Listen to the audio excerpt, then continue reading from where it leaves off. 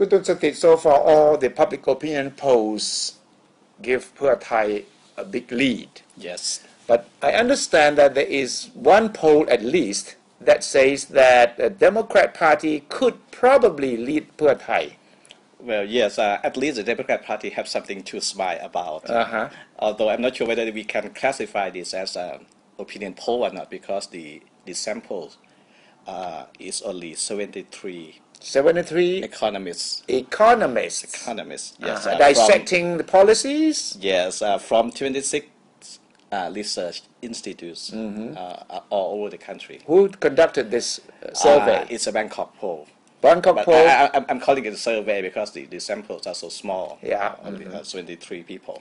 So these 76 economists think that the policies, especially economic policies of the Democrat Party, are superior to yes, the Pheu Thai? it is a good victory for the Democrat Party because these economists think that 7 out of 9 similar policies, they give the Democrat Party a thumb up, 7 out of 9. And they only question the anti-drug policy of the Democrat Party, but they also question the similar policy of the Pheu Thai Party.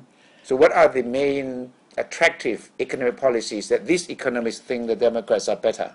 Well, they agree on a lot of things. For example, the Democrat plan to improve welfare of the people after 60.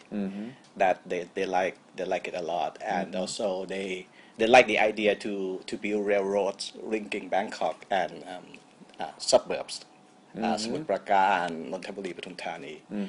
But they question the Pheu Thai Party's policy to give the credit cards to farmers. They question this policy a lot. Well, that seems to be the selling point, the main selling point. This is quite interesting. They said that it's not practical to give a credit card to farmers. Also, they question the Pheu Thai policy to increase the minimum wage to 300 baht for unskilled workers. And they don't like the idea, the promise to build a fast train from Bangkok to Chiang Mai. But did you notice that the 300 baht minimum wage has been toned down a bit? I heard Dr. Olan or Mr. Suchat, the main economic policy advisors of Pheu Thai, saying that the 300 baht per day wage is for quality labor. For quality labor. Quality skill. Because if you mean for unskilled labor, that will be quite a lot. That will affect a lot of industries. Yeah, that's why it's a very controversial issue.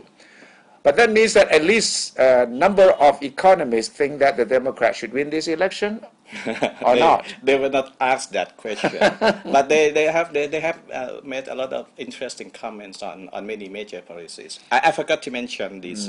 They also don't like the idea, the rights pledging idea of the Pheu Thai Party also, which of course this had been reflected by another news article by foreign press that said that the rice pledging policy would affect Thai rice export a lot. So and this also we remember last week we have the so-called blind poll. Blind poll, meaning that you do not name names, you do not name the parties' names. And they go to the Northeast and ask which policy you like without giving the names of the parties. And the result come out very interesting because all the Northeasterners like Democrat Party's policies. Without knowing their Democrat Party policies. Every single policy, not just any particular policy, but all of the policies. So I think the Democrats are in trouble because the policies to be better, and not even the economists, but also the voters, as long as they don't know that it's from the Democrat Party. But they will vote for Pheu Thai while they like the Democrat Party policies. That's a big paradox. Right, but you can argue that the people in the Northeast, they trust the party to implement the promises.